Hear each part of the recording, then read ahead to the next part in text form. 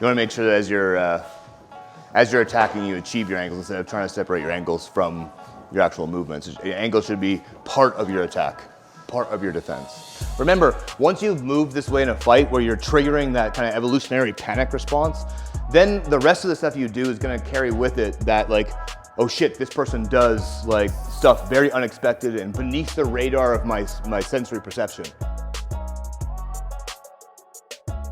We are at Crowsnest Martial Arts with our homeboy Dan. Now, we came out here to the mountains where I believe there are living Vikings. These guys carry out the warrior culture, and one thing that is so cool is how they've taken martial arts, traditional things like capoeira, things like ninjutsu, things like wrestling, boxing, and they fused it into their own thing. So tell me where we're at, what we're doing, and what we're going to be seeing today. All right, so what we're here doing today is we're running through a more like an MMA style striking session. And like you had mentioned, we're fusing a bunch of these different movements and principles from other arts into try to bring it up to the next level, all in preparation for Melissa's next fight.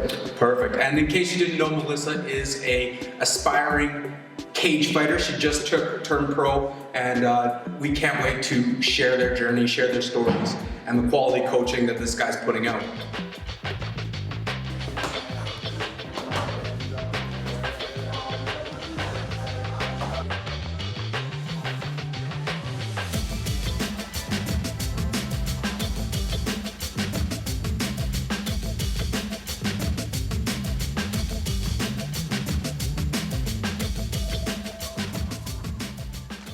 Now guys, when you're doing your side kick, right, you have to make sure that once it's made contact that you're exiting, okay, is gonna be on your near side. So as we're here, you keep that distance, draw, make contact. When you're done, you don't just put it down. You're gonna be here, you're gonna move to your near side. Yeah. So in this particular movement, what you're doing is you're trying to kind of keep your distance, a distance management tool. So the idea is when someone comes at you, you learn to keep exactly the distance they have, and you're basically stopping them like you would see like in Jeet Kune Do or very Bruce Lee, very Bruce Lee. So we're gonna add in here. So you have that set up. You've accomplished your stop hit and your angle change. At least once prior in that same fight. So what you're gonna do now is you're going to use that same kind of feed to do your water style round kick. So, like this. So we've done it once already before where I keep that range, boom, come back. Now we're going through again. This now is, you know, she's gonna see it coming. What's gonna happen is we're moving up. Okay, so you get that exact same look like this. And now it's going to be, let's do it. Make sure that your foot goes to far side. Complete your angle, let's go.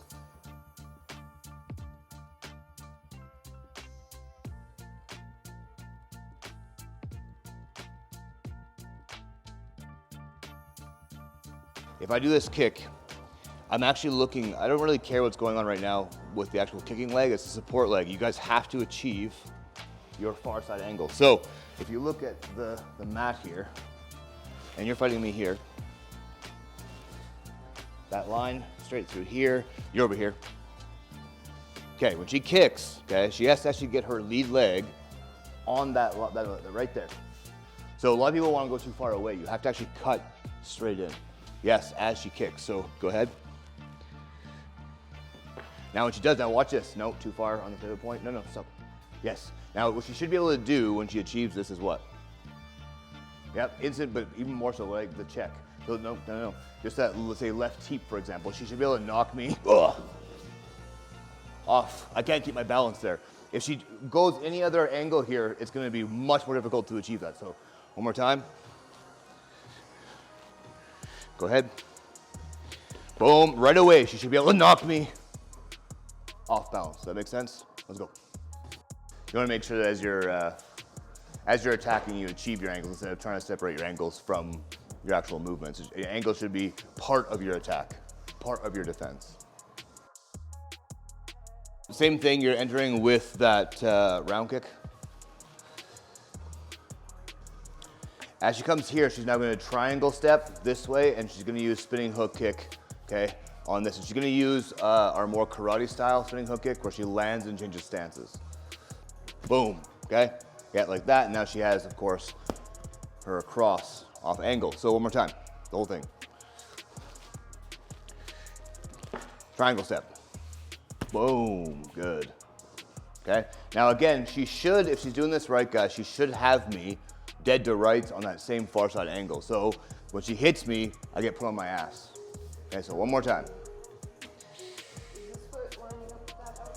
Don't worry about that just yet. Just do the spinning hook kick. Actually give her a whip and then chamber it when you're done. Like the heel hook. Yes. No, so you gotta see, this is exactly what the problem is. You guys are using spinning all the time, which is crap, okay? Shift. You shift, then you kick. Do it one more time. Shift. Now, the spin is gone. Everything's all done. Now hook. See? Now, again, when you get much higher level, you can start doing all kinds of crazy shit. So you're gonna put this to the outside. Now remember, this whole position here, she's just outside my center line, and she has access to all those crazy sweeps and everything we've been doing. You have me dead to rights. I go to throw anything. Nope, don't shift out. That's crazy. Right there, just hit me. Okay? So, one more time, all together. Here we go.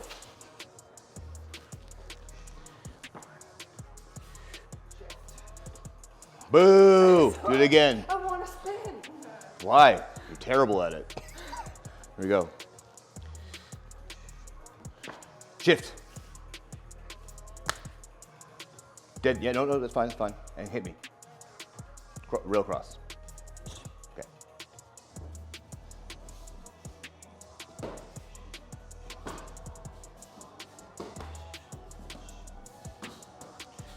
Very nice. Okay guys, so now let's talk about, we'll finish up that kick series where we're unbalancing or disrupting our opponent with what we call the elevator.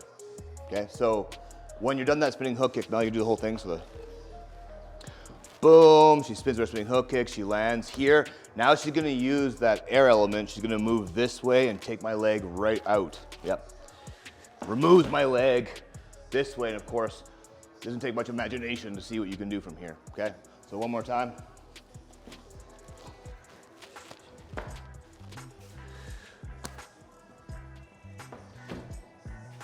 Okay, and again, she can basically do whatever she wants at this point, right?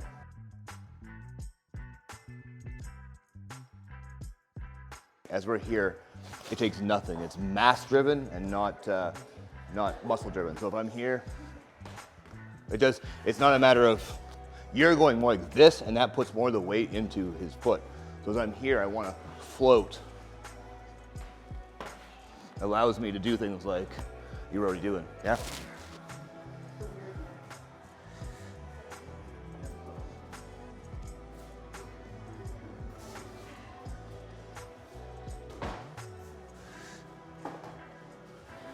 Okay, so now obviously as always, I want you guys doing your own stuff after the combination, okay? I'll give you a couple ideas with the kicks. So, I'll get Mel a demo. When she's done the elevator kick, and she's moved my body mass, elevator kick, she's the elevator kick, yep. She has me moved over. Now, one of the things you can do is put your foot down right away and throw a back kick because she has me on that far side angle and I'm gonna eat shit real bad, yeah? That's number one.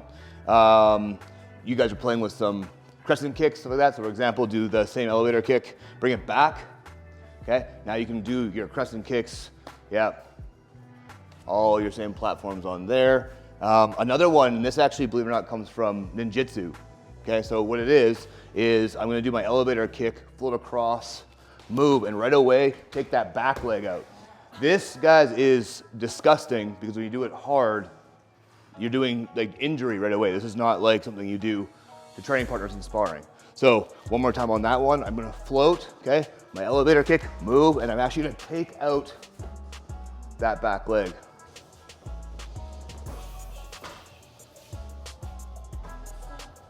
Yes.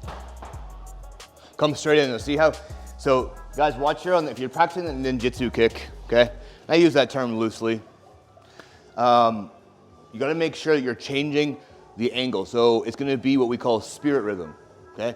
So once I'm done this, I move this over, okay? I have to change from this lean, which is atmosphere, to up, like straight. And then I go, I don't want to do this if you come back up like this, because that actually won't work very well because it puts the weight into the toes. So one more time, I'm using atmosphere. You might see it in like capoeira, right? Like this.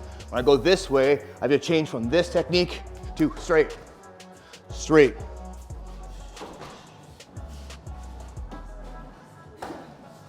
There. That's literally 6 different martial arts in one combo. So what we're gonna do now is we're gonna work in on something that we worked a little bit yesterday with you, but we're gonna do an A and a B again. So we're gonna kind of talk about that distance management. You're gonna use a water jab in and out, okay? So let's just work that first, and then we're gonna move on to the rest of the series. So water jab in, make sure you go back to range at an angle. So Mel demos, she's here, she relaxes and then springs, okay? And achieves a different angle. Yeah, let's go.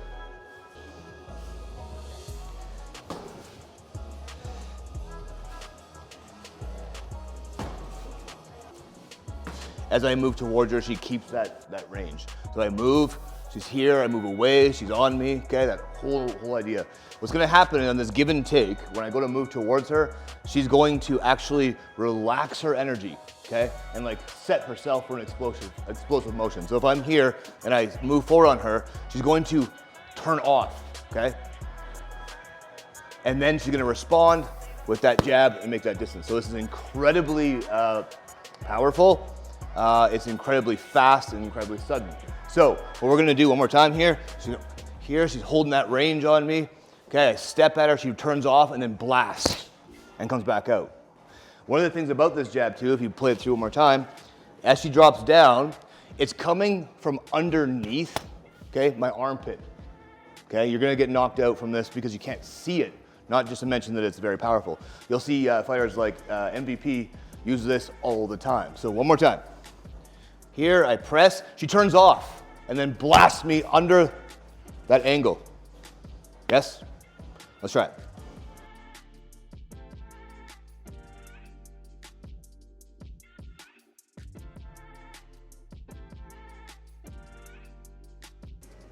So none of you guys are producing the kind of unspoken quality of water that we're looking for. You guys know what I'm talking about when you move in such a sudden fashion that you actually trigger like their evolutionary instinct for a predator leaping on them from the woods. So let me explain this whole idea. Now you notice in water, in the principle we call water, you're going to always have a motion where you're releasing before you go. So like a bow, you're going to actually draw before you spring. So you load. Now, if you watch Mel, I'll get Mel to demonstrate it first. So your jab. So she turns off all the way and fires that. Now, you can tell those are 2 separate motions, right? The idea, of course, in water is if I draw the string on a bow with the arrow, is the arrow and the string separate? No. So what you're doing is a little, you're not adding to anything. So the idea is this: if I bounce a ball, that's fine. What we're in fact doing, guys, is we're bouncing that ball, okay, and then doing this.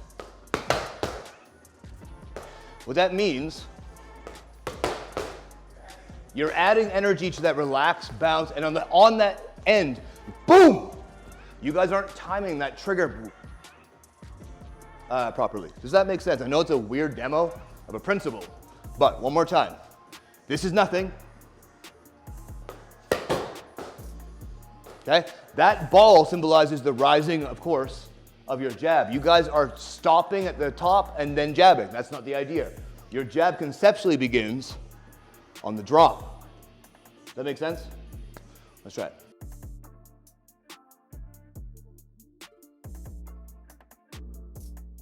What I would call the science of inducing, okay, that evolutionary panic in your partner.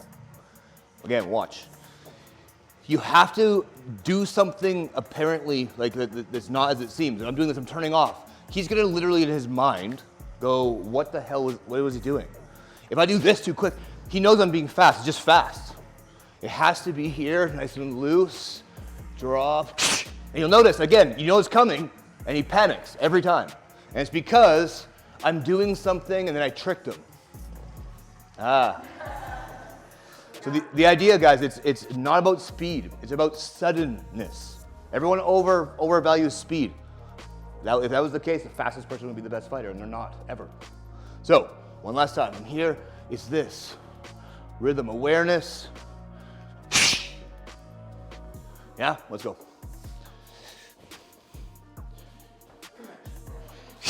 Well, that's actually, believe it or not, that come at you, bro, is an attempt at this.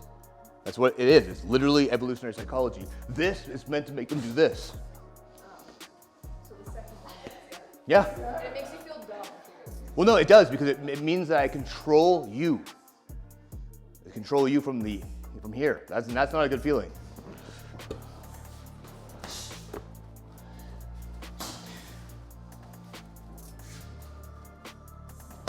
There, nice, Jason. Remember, once you've moved this way in a fight where you're triggering that kind of evolutionary panic response, then the rest of the stuff you do is gonna carry with it that like, oh shit, this person does like stuff very unexpected and beneath the radar of my sensory perception, which makes you're instantly on edge. Like if you go through the woods at nighttime, there may not be a grizzly bear crouching on the side of the road, but there might be, and it makes you walk which way, like you're just like in that kind of hyper-aware state. So you're very sensitive and you want to take advantage of that sensitivity. So what we're gonna do now is we're gonna go into more of a boxing. Because what tends to happen if I show this principle, everyone's gonna associate it to capoeira and all that type of stuff.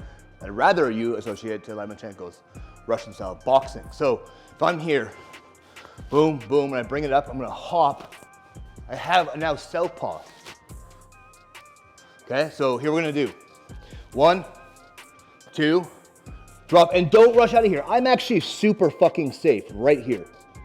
Okay, as a grappler, as like MMA fighter, you should not be uncomfortable here. Okay, so what happens now is I do that press this way as I step. You see there's 3 movements in there, it's not 2. So now as I rise up with that energy, I throw my shovel hook or uppercut, and then I sink back down with that body shot. One more time. So I'm here, 1, 2, and you can keep walking them into you. Because remember, the whole idea, the whole trick of this is, I entered in orthodox in a very short order on a roll. I've transitioned not only to an angle, but to southpaw. That's why these people are they're like living in the Matrix shit. So, one more. Here, 1, 2, roll. You have all of your movement. Let's go.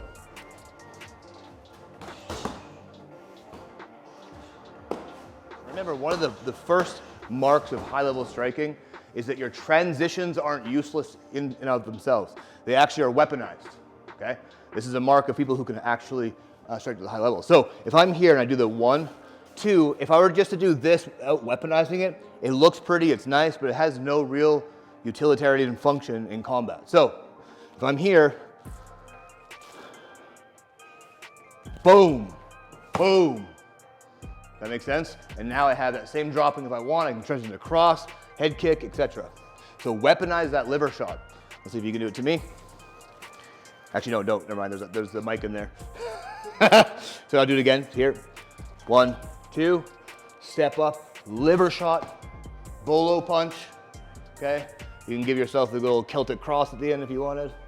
Whatever you want to do. Does that make sense? Weaponize the transition. Go.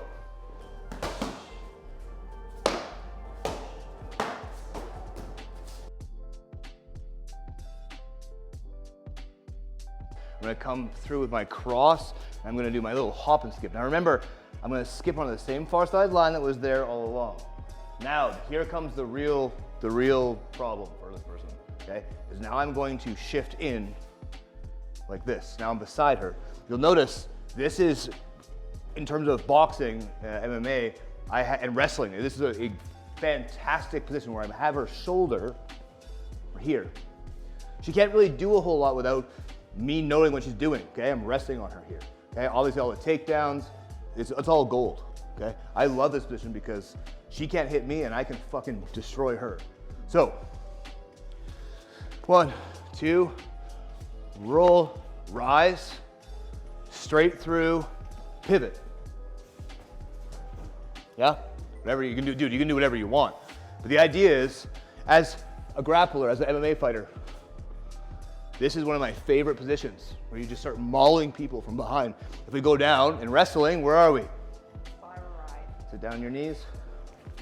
We are in standing spiral ride here. So stand back up. This is gold. There's every takedown you can imaginable, easy strikes. Dominic Cruz uses this movement all the time. Lomachenko uses it all the time. What it is as I'm done my movements, bam, bam, come around here. Now what's gonna happen is I'm going to just lean my weight forward, and then I'm going to switch. And now I'm behind her. Let's go.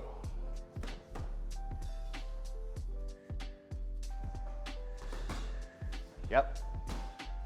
Okay, so let's talk a little bit about some of the minutia there, because as you go up in complexity, of course, the more things you need to factor in to not lose the point of the whole thing. So as I'm rolling out, so bam, bam, I'm rolling here out, making my contact here. Now, when I do this move, this arm should be here, right?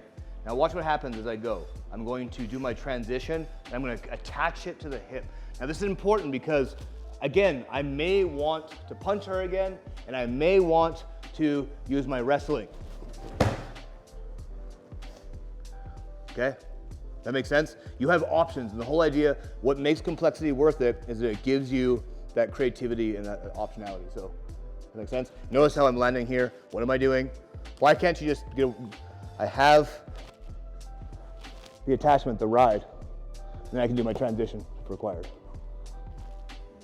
Let's go. Pull back if you want to do my style. Yeah. And then step on top. So ladies, you guys are looking really good, but you're trying to be too beefy, okay? Too beefy, too big. We're using the lift here. It's not up that we lift. I'm gonna attach my hips behind her, pull it in tight here, and then I'm going to kettlebell, I'm gonna kettlebell swing. Guys, the squat pattern is not that strong. You won't see good fighters use it. You're gonna see this.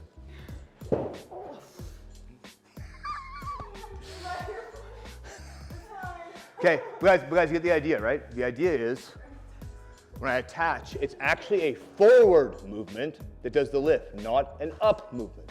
Because I'm here, I can hold her here. Try.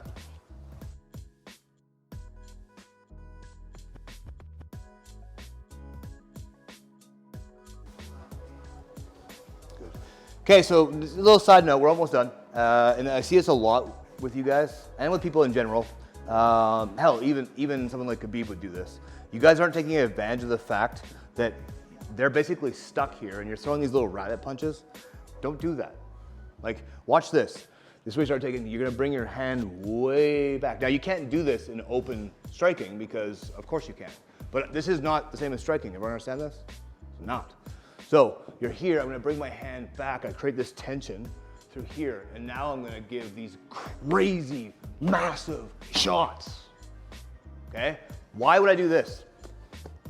It's ridiculous. You get in here, you start learning how to work these positions or hand positions like this, and then you get these huge shots, okay? And then you add your takedown in.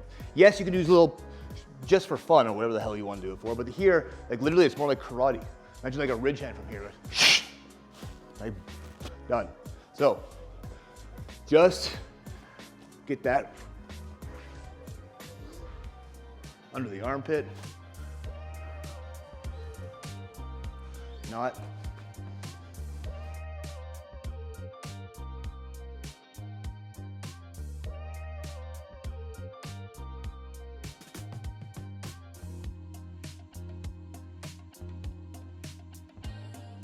Grab the hip, yep. Go all the way through and yank, yeah, and yank on the hip as you sit down. Yes, now on top. The thing is, because you were falling, you're so concerned about falling, you gotta be actually trying to get on top of her in midair. Do it again, right away.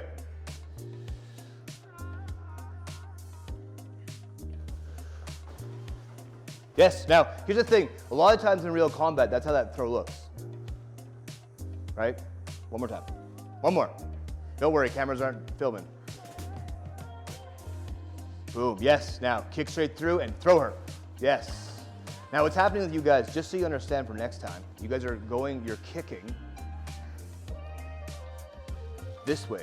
See how that leg doesn't do that? Remember, we've talked about the mechanics of sweeps before. The easiest sweep on earth, of course, is just to go in the same direction as the foot. So if I put energy this way, you're actually making it way more awkward and actually a lot more dangerous on her knee, okay? When I'm gonna sweep, okay, it's gonna be just this. Look, there's no way she can stop that, the way the mechanics are. So if I even do it really lightly, it's, yeah, wanna try, one more? So yeah, you're very enthused, I guess. Now you see what I mean by that? Now, enact that mechanics, yeah, and just straight through. Yes, now drop down. And sit. Yes. There you go. All right guys, that's class. Let's get your stuff off, we'll stretch. Wow, that was amazing. Thank you for taking us into a session, and that was so cool. Just seeing all those different martial arts fused together. I especially liked how you used really martial arts that don't make it into, let's say, the cage or the octagon. You get people saying, man, that wouldn't work in the octagon, but somehow you seem to make that do. I would say follow him on his social media channels, but I told you, he's a warrior. He doesn't have anything like social media or anything, so if you want to get in contact, learn this training style, just reach out to us, budobrothers.com, email, Facebook, Instagram, anything. We can put you guys in contact and get you more of this quality instruction here. Until next time. Thank you so much for making it to the end of the video. If you enjoyed our stuff, please hit that like, subscribe, share button. We want to spread this message of the power of martial arts to as many people as possible. We truly believe that people can tap into their true potential through the vehicle of martial arts. If you want more Budo Brothers, make sure to check us out at www.budobrothers.com, where we're doing product drops all the time. We have apparel, training tools, so many innovative stuffs to match a martial arts lifestyle. And guys, thank you again for making it to the end of the video. Until the next one, happy training.